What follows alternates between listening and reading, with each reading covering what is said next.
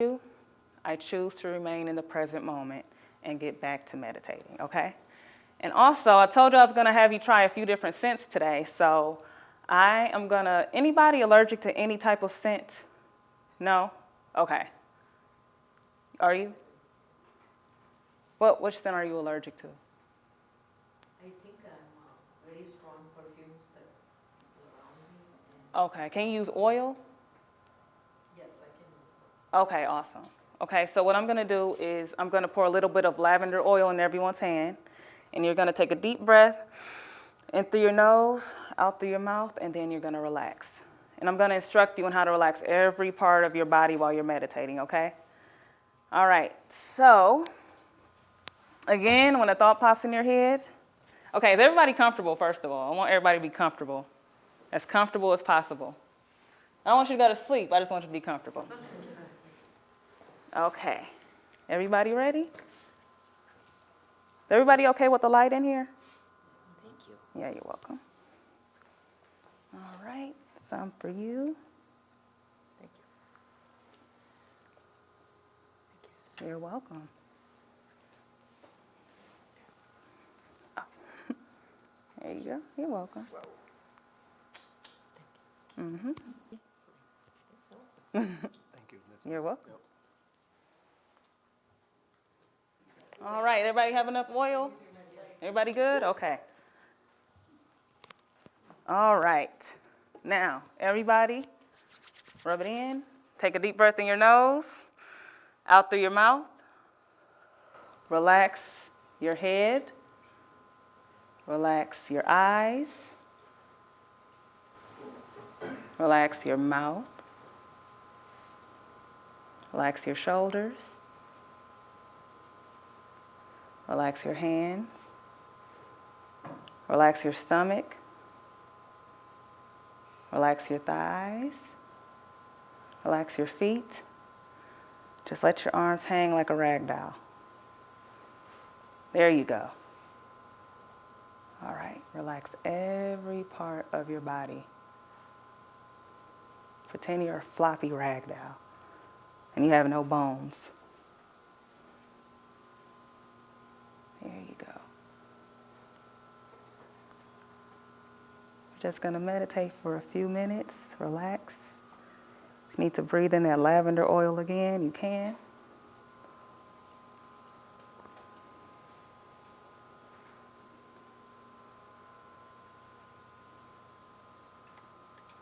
Open your eyes, come back to life.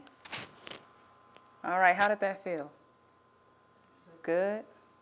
Oh, I love meditation. Just clears your head. Did everybody like the lavender oil? Was it relaxing? Okay, good. All right, awesome.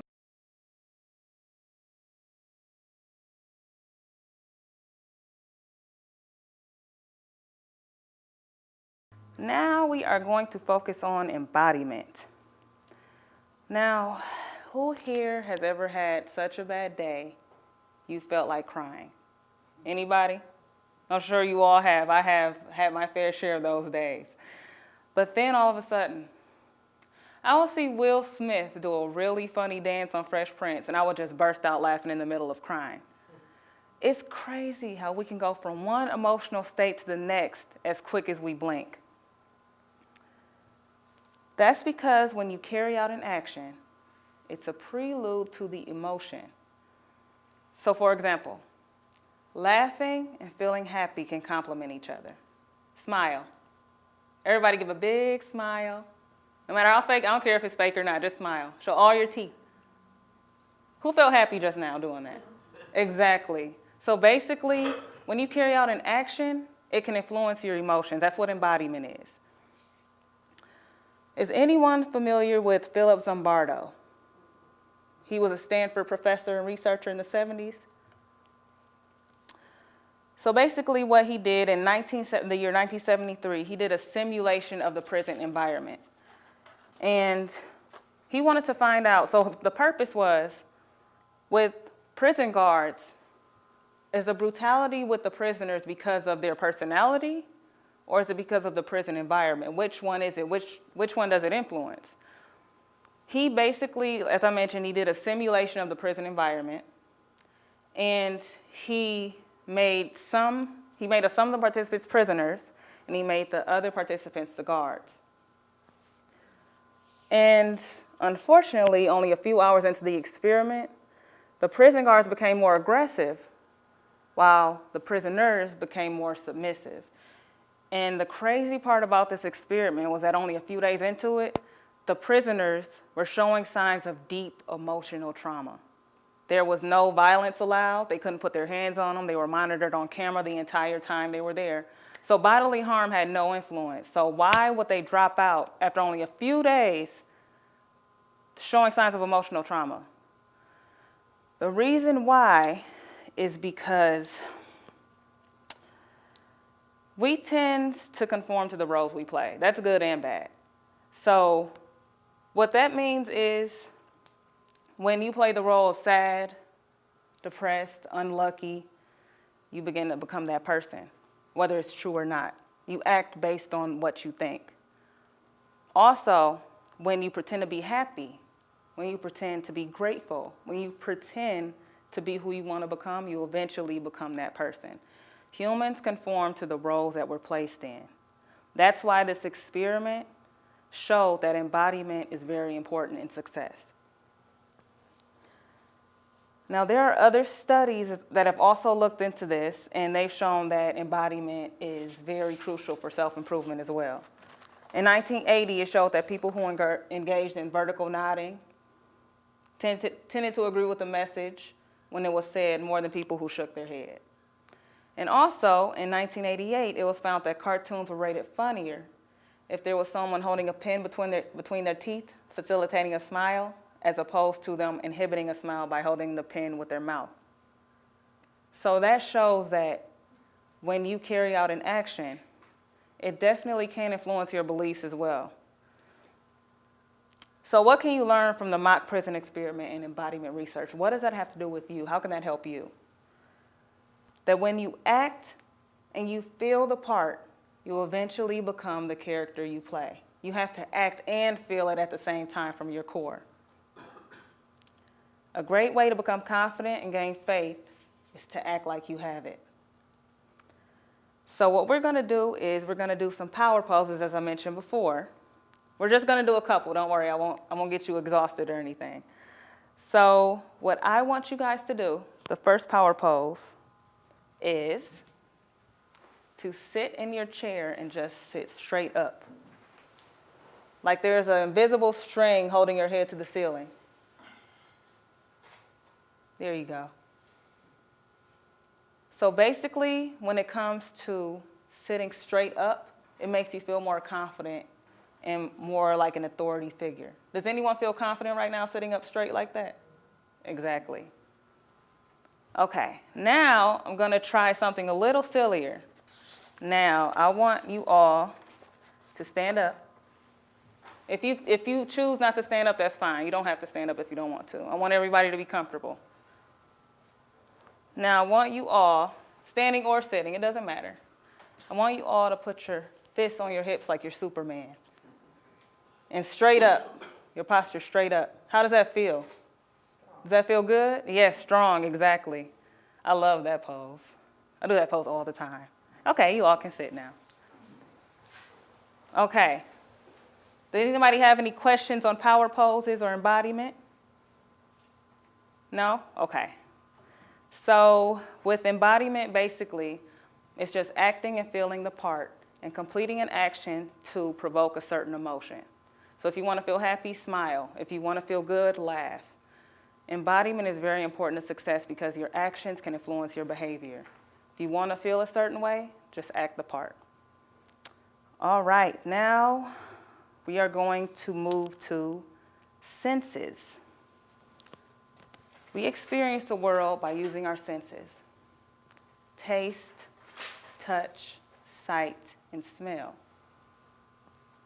Even children born deaf like Beethoven, blind like Stevie Wonder, or both like Helen Keller, experience the world in their own way using their senses. When we're doing something or experiencing an event, we always use our senses to process the information to our advantage. Now, the places you spend the most time at, like work, home, your car, wherever, should always have a powerful scent that keeps you alert, helps you feel motivated, makes you feel good every time you walk in. Who wants to walk into a stinky car or a smelly house? That's not going to make you feel very good, right? Now, one tip I have before we start with the scents that I have for you guys is spraying your room or wherever you usually are, your car, wherever, with a nice scent. So one thing I suggest is buying a potpourri bag. You can get them online. You can get them at Walmart, at a special interest store like Hobby Lobby. So take a potpourri bag and put your favorite scents in them, like cinnamon sticks, orange peels, anything you can think of that really helps you focus and stay motivated. Put it in a potpourri bag. You can put it in your car, put it in your workspace, wherever you want to put it. That really helps with scenting the room up and keeping a strong scent. And also, I understand, ma'am, you're allergic to perfume, but using oils, I really suggest oils because they last a lot longer. So taking the oil, putting it on the inside of your elbow, your wrist, putting it behind your ear and behind your knee and on your chest, that'll help you to continue to experience the scent even better because it's on your body. And oil lasts a lot longer, especially when you put it on right after you get out the shower and your skin is still damp because it soaks into the skin. So that's another suggestion I have. Now, I am going to quiz you guys. So we'll see how much you know about different scents today. Okay, peppermint. Who here can tell me what peppermint does? Anybody? Makes you alert, stimulates you. Anybody else have a different answer? I thought too that it was along those lines, an energizer. Yeah. There you go. Good job. Gives you energy and keeps you alert. Now I have some peppermint oil I want you all to try. You can put it on your wrist because I suggest, especially if you haven't tried peppermint in the oil form, that you dab a little on your wrist just in case you have a certain reaction to it. It's a very strong oil, just so you know. When do you You're use welcome. it? In the morning? Yeah, you can use it. I suggest popping in a peppermint in the morning. Energy and alert. Yes. I wouldn't suggest using it at night if you're trying to go to sleep. Lavender is better for that. There you go. Thank you. Mm-hmm. It's strong, right?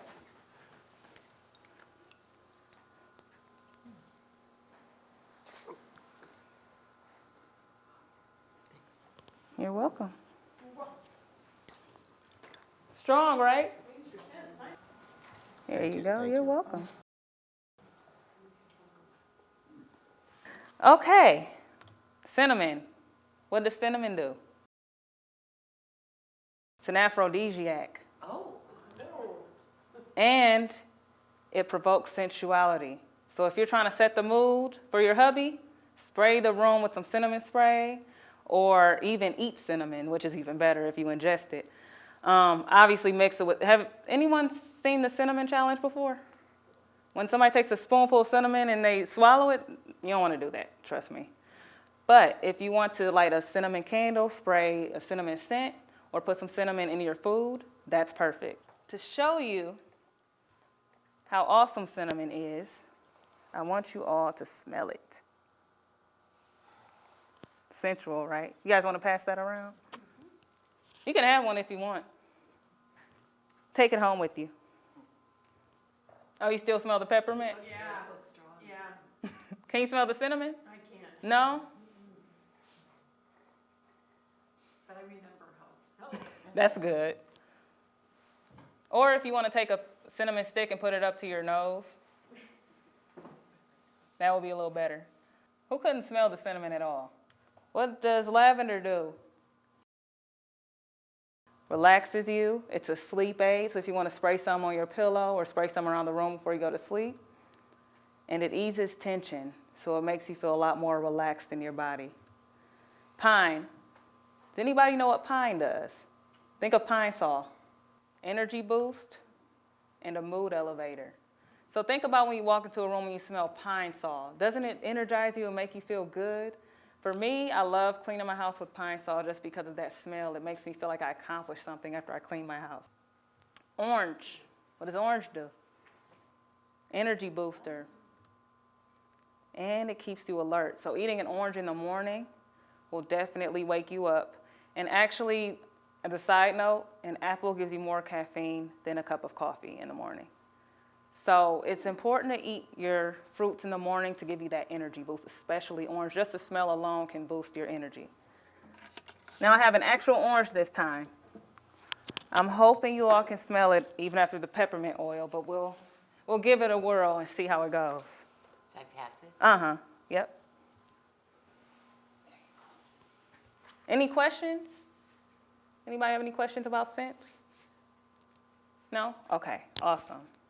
How many of you liked the scent section that I had today? You liked it? Okay, good. As a person gets older, does he or she lose the ability to smell and taste things? Do you Yes, know? you can. Obviously it depends on different circumstances like genetics Just and aging? yeah, how you take care of yourself. It can happen, but not necessarily. So I mean, as you get older, you do lose certain senses. But a good way to indicate if you are, to be sure, is to obviously just visit a doctor and ask questions about that. But are you looking to increase your senses? Do you feel like you're losing some or? My memory? Oh, okay.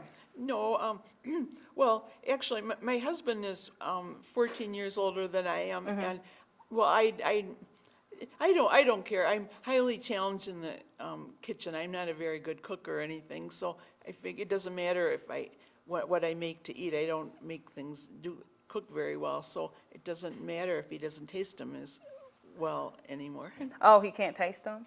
As much, I figure, because he's getting older. Does he smoke? No. Oh, okay. I would honestly give him different scents and different things to try and see if that works. See if he can smell certain scents, because some scents are more powerful than others, obviously. But I would just, honestly, the best thing is to visit a doctor and see what treatment he can get, if at all possible. But, I mean, like peppermint oil, orange, see if he can taste and smell that really well. Because it might just be certain scents that he can't smell very well. It might just be certain things. Oh, it's just been going on for years. I figured, well, no, he's just older, and I'm getting older, and I think he doesn't smell things as much. Like if there's some